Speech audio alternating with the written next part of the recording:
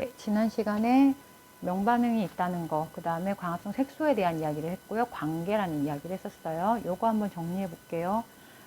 벤슨이 했던 실험을 통해서 우리가 명반응과 안반응이 있다는 거 알았고요. 요 실험에 대한 얘기를 더 디테일하게 하지는 않겠습니다. 근데 요거는 짚고 넘어가자고요. 아까 전에 제가 다 외우라고 했던 내용. 명반응을 통해 만들어지는 게 뭐가 있었다? 산소, ATP, 그리고 전자를 받은 무언가. 이렇게 이야기할 수 있겠죠. 요거. 그럼 명반응에서 만들어졌을 때 사실은 엄밀하게 얘기하면 이제 이후에 밝혀진 바에 의하면 요 산소는 사실상 그냥 부산물이에요. 굉장히 중요한 산물은 아니고요. 우리에게 중요하죠. ATP와 전자수용체가 사실은 정확한 명반응 산물이에요. 얘가 핵심인 산물입니다.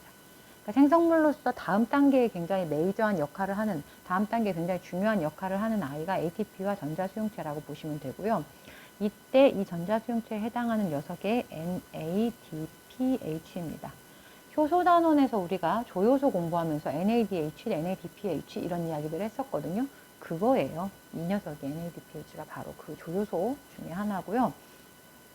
유기산으로 이루어진 조효소라고 보시면 되고요. 이게 전자수용체라고 보시면 됩니다. 그래서 여러분 교과서에 이 이야기가 이렇게 예쁘게 있어요. 자, ATP와 NADPH가 명반응에서부터 만들어진다라는 말을 하고 있고요. 안반응 이야기는 좀 이따 얘기할게요. 이 ATP와 NADPH를 이용해서 포도당을 최종적으로 합성하는 게 안반응이기 때문에 그건 나중에.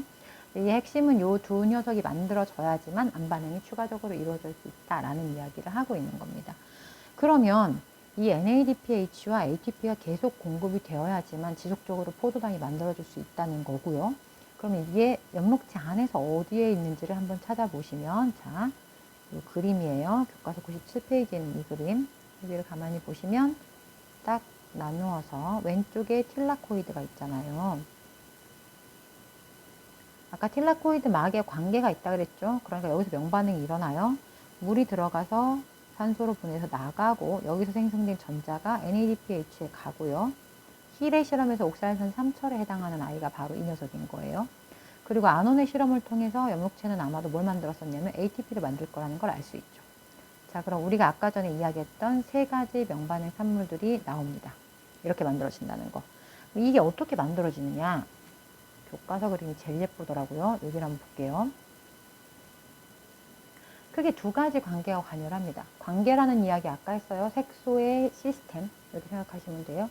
두 가지 관계가 작용을 하는데 엽록소의 파장 700에 반응하는 엽록소가 있고요. 파장 680에 반응하는 엽록소가 있어요.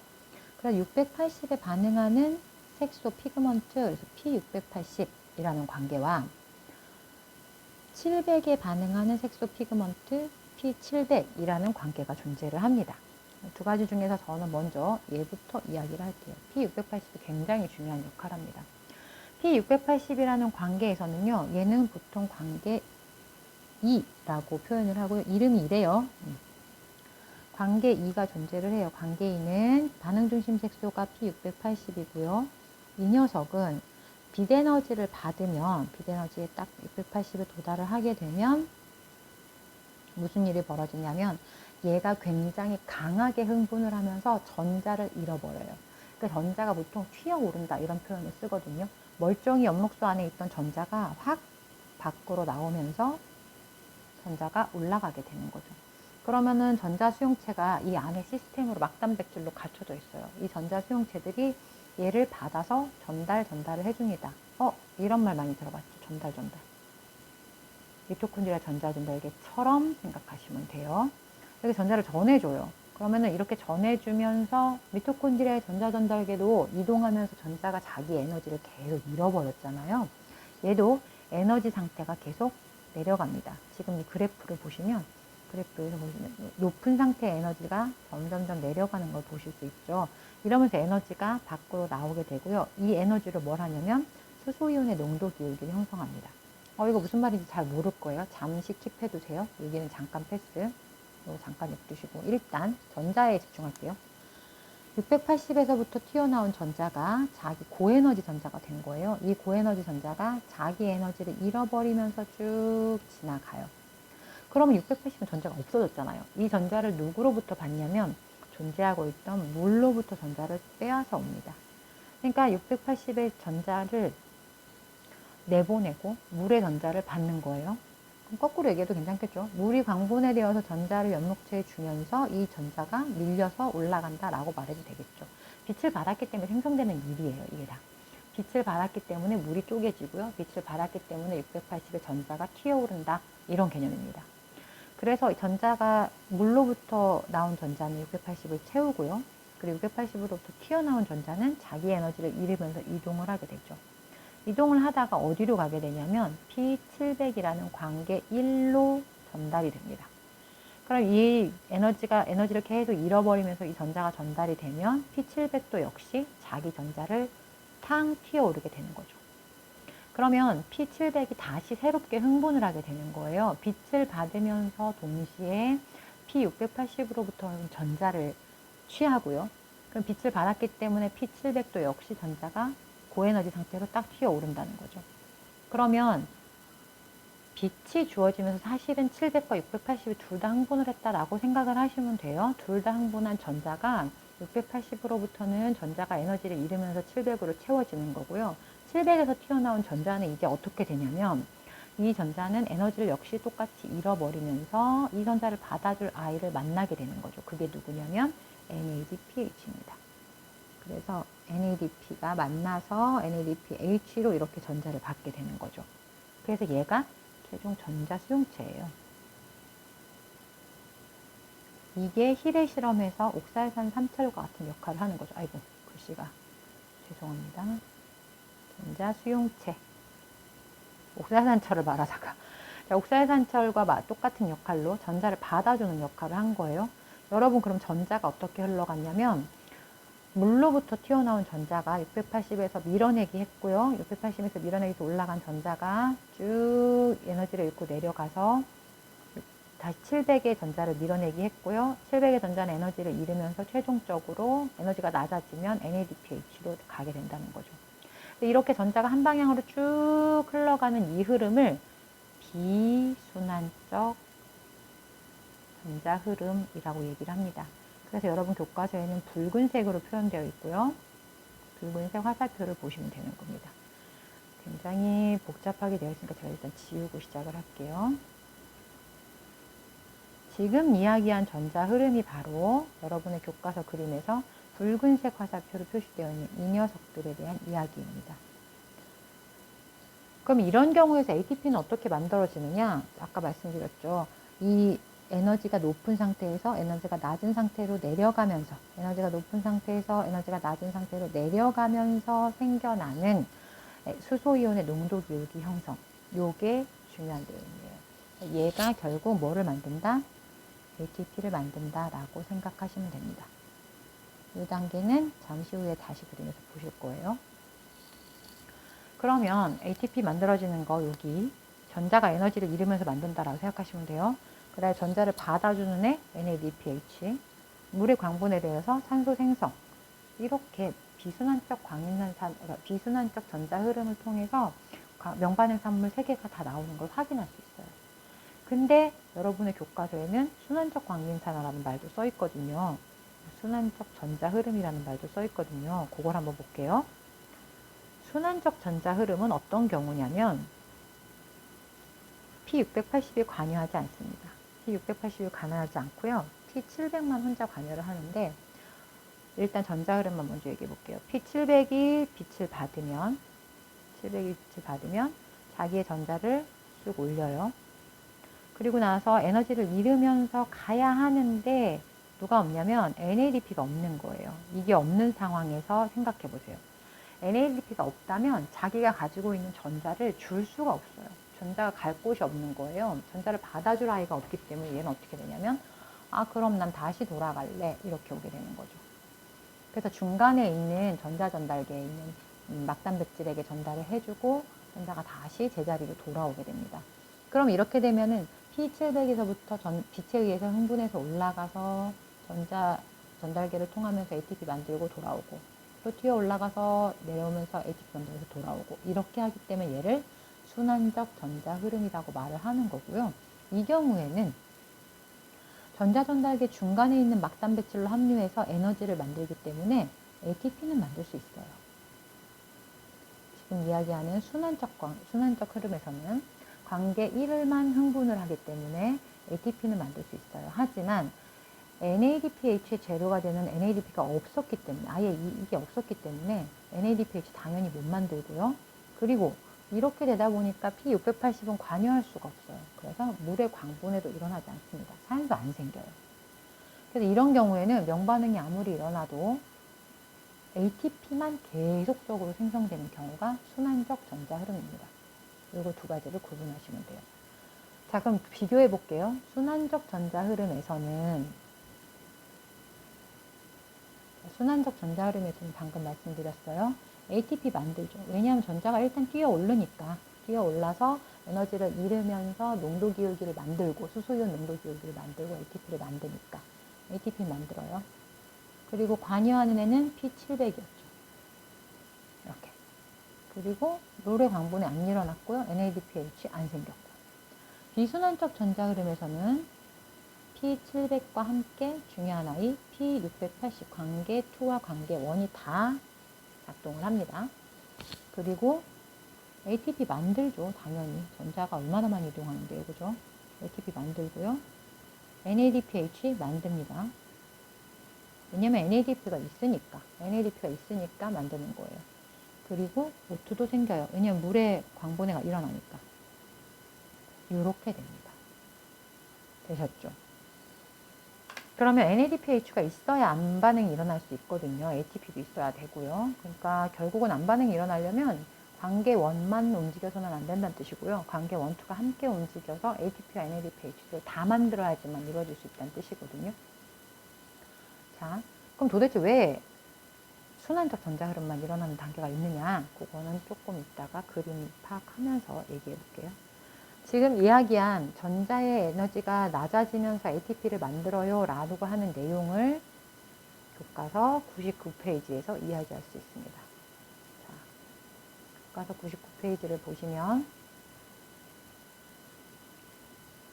이게 관계 1과 관계 2에 대한 배치인데요. 관계 2 여기 있어요.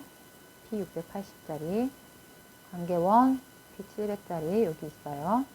비순환적 먼저 보겠습니다. 물 분해됐어요. 분해되는 위치 잘 보세요. 틸라코이드 내부예요. 우리 엽록체에서 공부했던 동전 모양 그 안에 내부에서 분해가 됐어요. 그래서 산소 생겼어요. 산소 생기고. 그리고 나서 전자가 이동을 하죠. 어디로? 빛을 통해서 전자를 잃어버린 관계 2에게 갑니다.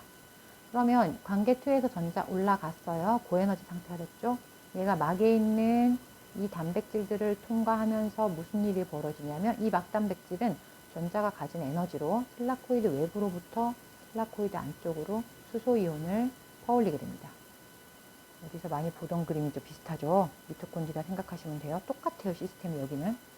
그래서 이렇게 전자전달계처럼 틸라코이드 막에도 전자전달계가 존재를 한다는 뜻이에요. 그래서 이 전자가 이동을 하면서 이 자기가 가진 에너지를 가지고 수소이온을 계속 틸라코이드 내부로 집어넣습니다. 그럼 틸라코이드 내부는 수소이온 농도가 높아지겠죠. 그죠? 그리고 이 전자는 또다시 관계 1에 도달해서 1이 잃어버린 전자의 자리를 채울 거고요.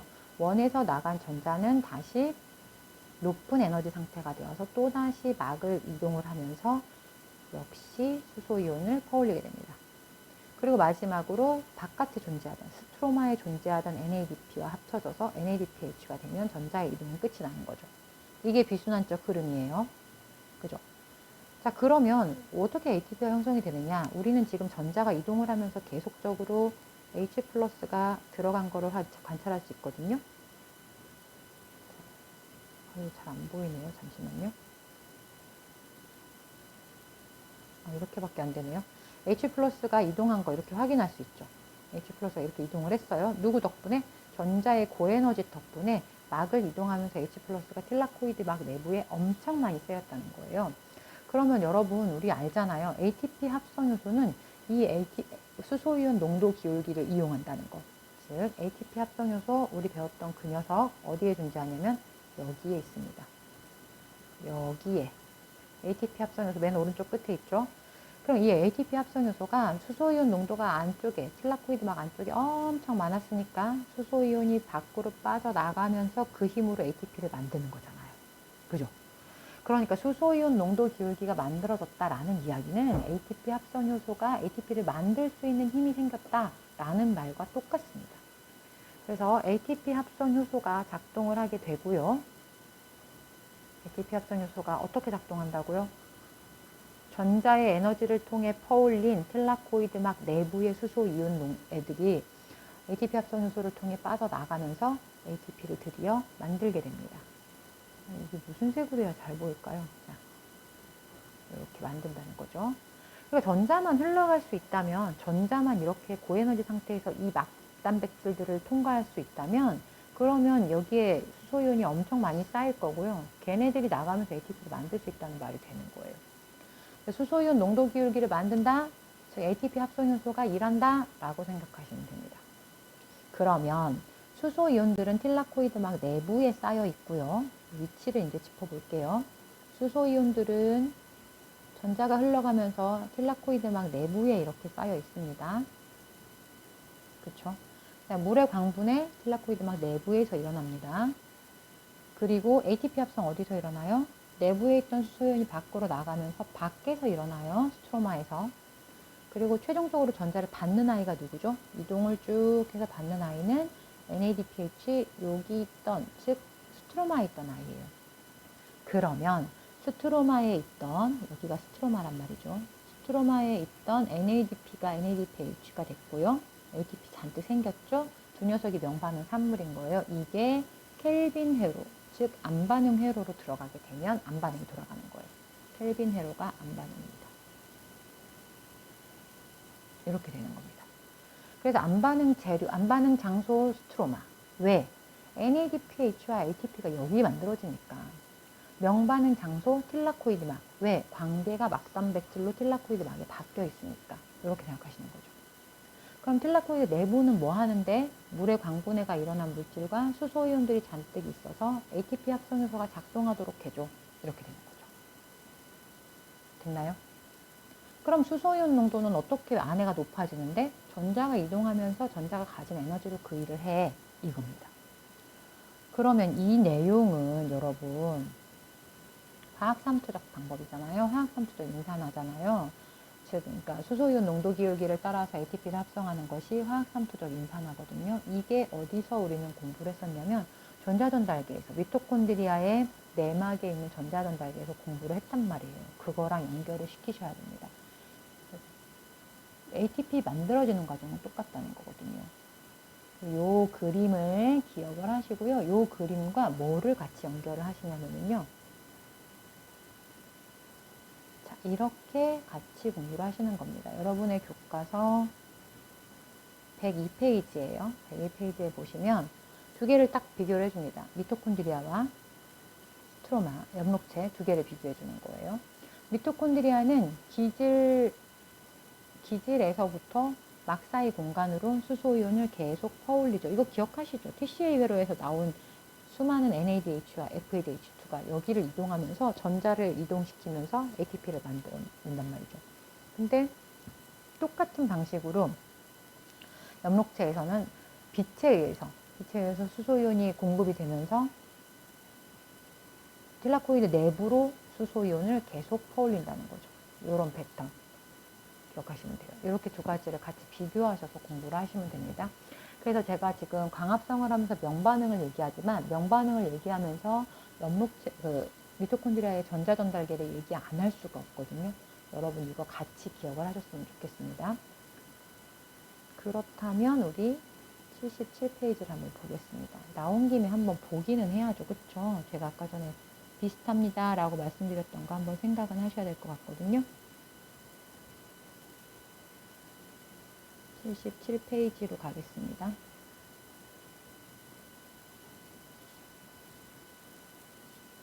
교과서 77이에요.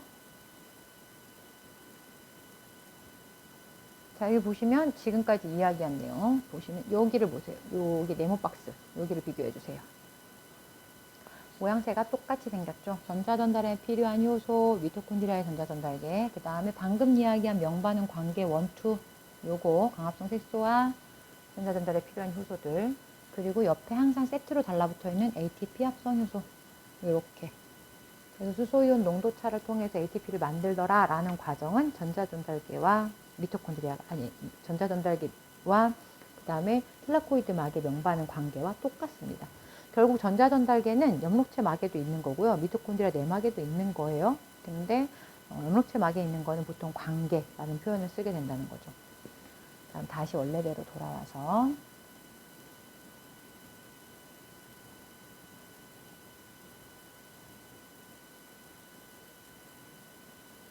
명반응에서 여러분들이 아셔야 되는 거 두 가지. 일단 비순환적 흐름과 순환적 흐름 두 개 구분해서 기억하셔야 되고요. 그리고 산물이 어떻게 만들어지는지, 무엇이 있는지 이렇게 두 가지는 반드시 외우셔야 합니다. 그리고 그걸 이해하기 위한 패턴이 바로 여기 교과서 99페이지에 있는 그림이고요. 정리되십니까? 예, 이 내용에 대해서 우리 학습지를 보면서 한번 해보겠습니다. 학습지.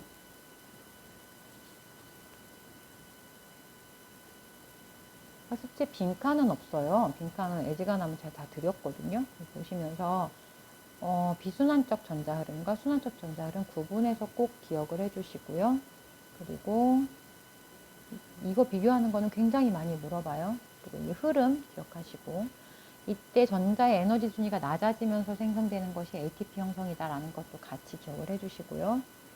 그리고 산물들 생각하시고요. 여기서 몇 개가 만들어지는지에 대해서는 사실 안 외우셔도 괜찮습니다. 숫자는 그래서 그냥 써드렸으니까 뭐 엄청 열심히 외우지 않으셔도 괜찮습니다. 그리고 명반응 그림으로도 정확하게 기억을 해주시면 좋겠어요. 항상 틸라코이드 내부 공간이 H+ 농도가 높고요. 외부 공간으로부터 안으로 퍼올리는 게 뭐 때문에 가능하냐면 전자의 이동 때문에 가능하다라는 거 기억하시고요. 그리고 순환적 흐름은 요 ATP 퍼올리는 것밖에 못한다라는 거. 왜냐하면 얘가 없기 때문에 이거 생각해 주시면 되겠어요. 그러면 이제 마지막으로 요 얘기만 하고 마칠게요. 그럼 도대체 순환적 흐름으로 갈 적에 NADP가 모자란다는 게 무슨 의미인가요? 여기만 짚고 넘어가겠습니다. NADP가 모자란다는 이야기는 무슨 뜻이냐면요.